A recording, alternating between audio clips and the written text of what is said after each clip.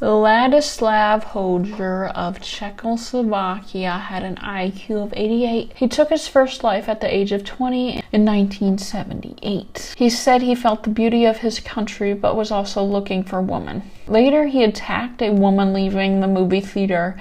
He knocked her to the ground, dragged her into the bushes, and then strangled her. Then masturbating over the body. On the day of her passing, she left her husband to go to the theater, intending to visit her lover later at the scene of the crime. But the man forgot about the previous meeting, and suspicion fell on both men. The investigation uncovered other lovers, including one who was falsely accused of the crime. He confessed to the crime to gain attention. 2 years later, another woman had her life taken from her on the night train. She was a medical student on the train with her military husband, but he got off near her destination, then took another train. Hojer caught sight of Ivana when she entered the train. When she came out of the toilet, he came up behind her and strangled her with her scarf. There wasn't enough room in the bathroom to hold the body, so he just masturbated for a moment before he threw Ivana's body out the window. Absolutely no regard for human life. Cleaning service finally found her, and the next morning a witness observed a soldier rushing but could not describe him in detail. As the remaining 46 passengers were identified, the soldier became the prime suspect. Soldier had an alibi because his traveling to the area was not registered on the day of the crime. Then several cases were involved in the investigation. One of the suspects, a railway worker, took his life. In his apartment, there were newspaper clippings and an English medical book about the case. Although the man himself could not speak English, he told his colleagues he hoped authorities would drop the investigation. The second suspect was a distant relative of the victim who, despite being almost unaware of the incident, broke down while attending the funeral and also took his life. There was a missing plastic bag containing Ivana's clothes. This was never found. At the time, it was a very mysterious case. 6 months later, again on military leave, Hojer visited a friend. While in the area, he decided to visit a popular tourist spot. However, due to bad weather, no one else was there, except for a woman on the beach who was watching the dam. Unlike his other attacks, Hojer did not call out to the woman. She fought back, but was strangled. He prematurely ejaculated and lost interest. Her body was tied with wire, weighed down with a stone, and thrown into the water. This caused the tank to flood. 2 months later, workers found her already in a considerable stage of decomposition. Her head and wrists were non-violently separated from her body, decaying off. Her identity remains unknown. A year later, he was once again traveling. Around 3 o'clock in the morning, he met an attractive woman named Ivana at a train station who was returning from the local zoo. He tried to talk to her, but Ivana ran away. Hojer pushed her to the ground and dragged her to a local park, where he tried to force himself on her, but then stabbed her and strangled her. He then cut off her breasts and genitalia with scissors, which he took home in a plastic bag. He put the breasts on the table, inserted his genitals into the cut genitals, and put the remains in the fridge. After about a week, he boiled them in salt water and tried to eat it, but the dish didn't taste good, so he flushed the leftovers down the toilet. The victim was stabbed 39 times, and her purses, jewelry, and watch were stolen. The first suspects were part of the large Greek community that Ivana often met. A Georgian student later confessed to the crime. At a later hearing, he said he confessed to the gruesome crime to divert attention from his academic failures, severely damaging his family's reputation. He then took his life. A year later, Hojer had his final victim. The crime was committed around 10 p.m. near the victim's apartment. Hojer wandered around the area for at least an hour before passing a 51-year-old woman who was returning from an evening concert. Because of her good looks, he thought she was younger and tried to get Anna to have sex. The conversation was limited to 4 sentences as the woman's dress and pantyhose were cut with a knife, and he forced himself onto her. He pulled her stockings over her head and strangled her. He then threw a cloak over her head so that no one but him and the investigators would know how she passed. Her screams were heard by a large number of witnesses, but no one connected it to a violent crime. A man went to the bushes where she was left to urinate. He was the one who discovered her. This is the only crime he committed that concerned him. He then walked 300 meters from his apartment to work at a glass-blowing shop. He was afraid that people would notice something and find him. He even confessed the crime several times in his favorite bar, but no one took him seriously. Only by luck, a young girl sitting drunk on the edge of the tram stop escaped Hosier's attack. He dragged her to a nearby park where he stripped her and tried to force himself onto her. However, he had erectile problems and therefore forced oral sex on her. He also inserted various objects into her and asked her to put her hand there. She covered her mouth the entire time and was pushed by the neck, causing her to lose consciousness several times. She finally managed to convince Hosier to continue at home where no one would disturb them. She asked him to get dressed because he couldn't walk naked on the street. So he let go of her and put his clothes back on, but she pushed him away and ran down the street. Hosier grabbed her and pushed her to the ground before repeatedly slamming her head down into the pavement. Her screams were heard by a police officer who leaned out of the apartment window and shouted, "Leave her alone," at the attacker. He taunted the injured girl before fleeing. He was arrested based on the testimony of a mentally ill person who confessed to the crime involving the attractive older woman mentioned previously, but a later investigation revealed that he was safely behind bars the whole time. But the man knew how she had passed, which was still unknown information. The man later told authorities that his friend showed him the crime scene and told him how he did it. The friend was Hosier, who later confessed to the crime. Particles of fabric and other items were later found in his pants, as well as a blood group that matched saliva and sperm samples attached to the crime scene. Hosier also had a knife with which he cut the victim's clothes. In 1982, he confessed to another crime, bringing the number to 5. Criminologists believed he took the lives of at least 2 other people, but he did not confess to them. Hosier made his confession exclusively in writing because he was ashamed of some of his actions and refused to talk to anyone. He decided he did not have the right to live anymore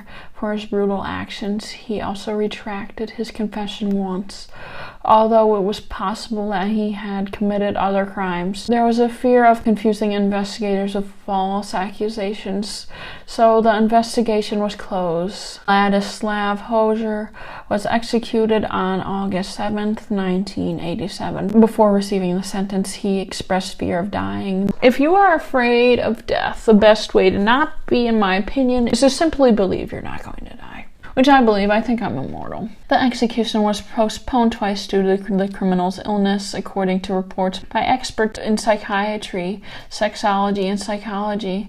He was a primitive psychopath and anabolic personality with schizophrenic traits and aggressive tendencies. The criminal behavior occurred with uninterrupted awareness and was deliberately made difficult to detect. He was able to prevent and correct his repeated actions. His attitude towards the crimes is one of indifference and cruelty and lack of further compassion, concise, or remorse. Reports indicated that no mental disorders were detected. Resocialization, even long-term punishment, is not possible. Protective treatment in a closed psychiatric facility is not recommended. A clear clue to explain Hosier's motives was his exclusively negative experience with women. He tried to make himself known through advertising. A well-dressed woman arrived at a meeting. The ad promised she would meet a financially secure middle-aged man. Repulsed by her appearance, Hosier pushed back and cursed her so violently that she left after a few minutes. It was much more promising for Hosier to get to know a young woman he met at a party with friends. He suggested her sex in the next room. Hosier's panic probably subsided when she got active and moved away. He slammed the door so hard that it broke the glass. He fled from the apartment. Later, he found out that this locally well-known woman with a bad reputation was chatting with his acquaintances. He was always very vulgar and contemptuous with women, but was quite passive and insecure in their presence. He could not relate to women and often imagined scenes of helpless girls begging for mercy. Obviously, this dude has no regard for a woman's life. During the investigations, and especially the reconstruction, Holzer established a social and almost friendly relationship with the criminal's senior researcher in the case, even wanted to invite him to his home for Sunday lunch. Finally, his colleagues came up with the idea. When the crime was solved, the company was not available. So, researcher had to play Holzer's game. Remakes were often very problematic because there were too much in this situation, and therefore the actors were replaced by mannequins. In some reenactments, investigators threatened visiting citizens who demanded Holzer's release and lynching. Holzer did not understand their reactions, which clearly showed his inability to understand the seriousness of his crimes. Another characteristic of Holzer's personality was very dark sense of humor. One day, for example, he offered criminals in the car that if he stopped for two passing hitchhikers, he would sniff and kill them so that they would get a fast case. His primitive expression was remarkable. He used translations like, "I took her oxygen, I grabbed her mouth, she stayed in my hands. I didn't care how drunk, especially that she was a good skeleton." His motto was the rhyme, "When my tail stands, my brain stops." It's not a rhyme. He confessed to the imminent death penalty only at the last minute and even enjoyed his imprisonment. It was the first time in his life that he had become an object of interest. In 1945, Lester Harrison was arrested and later tried for robbery and sentenced to 5 to 10 years in prison. While serving his sentence, Harrison beat another inmate, 28-year-old Norman Kimmy, to the point of him passing away on August 10, 1951. Kimmy, a Navy veteran serving a 14-year-old sentence for taking the life of his girlfriend, was found in an engine room in a prison building, hit in the head several times with a crowbar. In subsequent investigations, Harrison pleaded guilty and was charged with taking his life, but a medical examination determined that he was insane at the time of trial, though it was argued he was sane at the time he committed the crime and confessed to it. He was admitted to a hospital for psychiatric treatment. After spending some time there, Harrison was declared mentally healthy and released. The facility staff believed he was no longer a threat to those around him. Despite positive psychiatric reports, Harrison continued his criminal lifestyle, receiving a total of 8 further arrests on theft charges between the late 1950s and early 1970s: attempted armed robbery, illegal possession of a weapon, assault, causing bodily harm, and public indecency. He was sentenced to 4 short prison terms for these crimes, paid fines and 2 more, and in the remaining 2 he was declared incompetent to stand trial and instead sent to a psychiatric ward for treatment. While in prison, he lived on disability, drank alcohol, and exhibited a heightened libido, which caused his interest in watching and collecting adult photos and videos. Additionally, after his release from prison, he began frequenting the local park to meet several women. His lifestyle caused most of his relatives to distance themselves from him and accuse Harrison of being a social parasite. Sounds like it.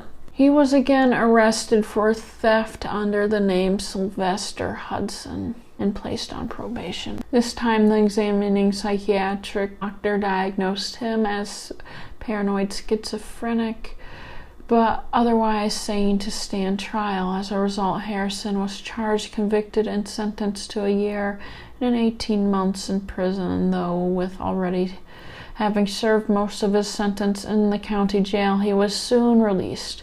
After this, he would soon go to commit crimes greater than theft.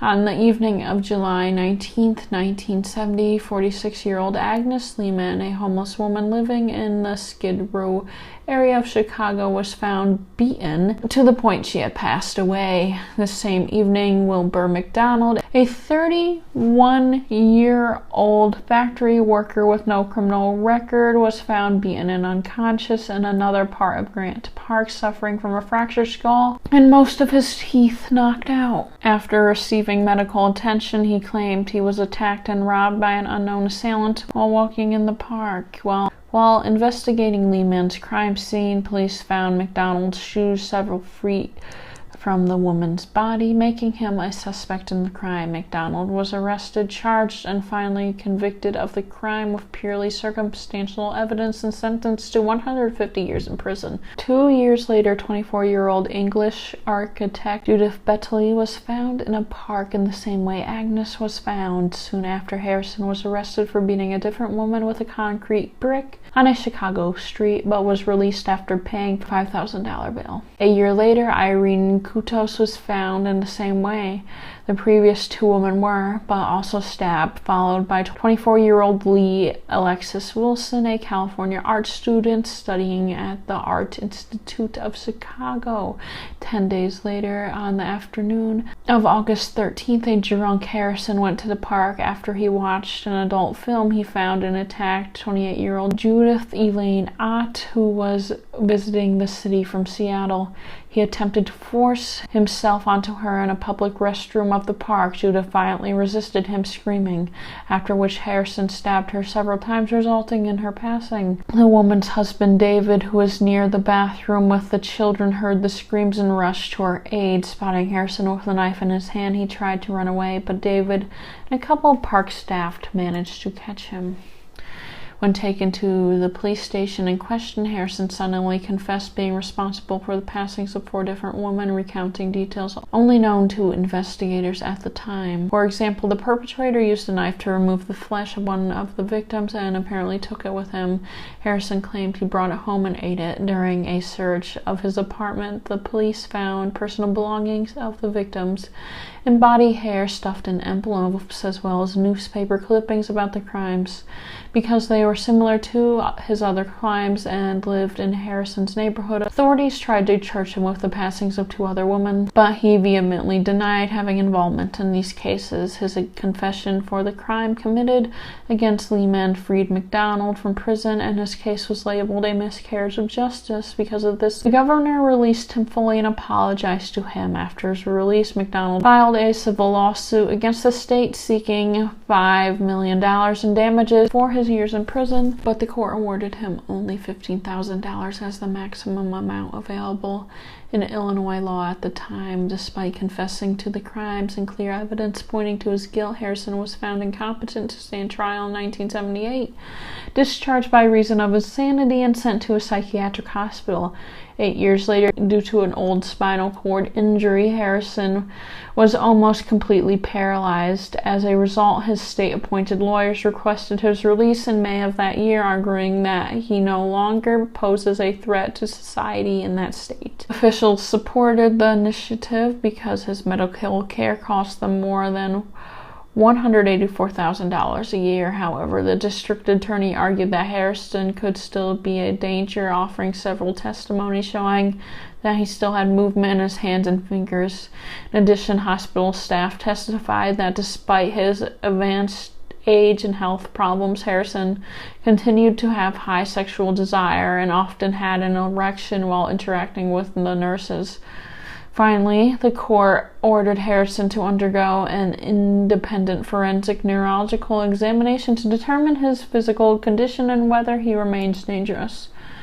Harrison's sister and nephew sent an anonymous letter to the court asking that he remain in prison because of his insanity and the seriousness of his crimes. A few months later, the request of Harrison's lawyers was withdrawn as his spinal cord injury healed after therapy, allowing him to walk with crutches. Later, his physical condition improved and he was deemed too dangerous to be released. I am hungry. I want dinner. Knowing my boyfriend, he will want Taco Bell, but I personally want pasta. So let's go ask my boyfriend what's for dinner. He's playing Dungeons and Dragons right now. He has been for like 4 hours.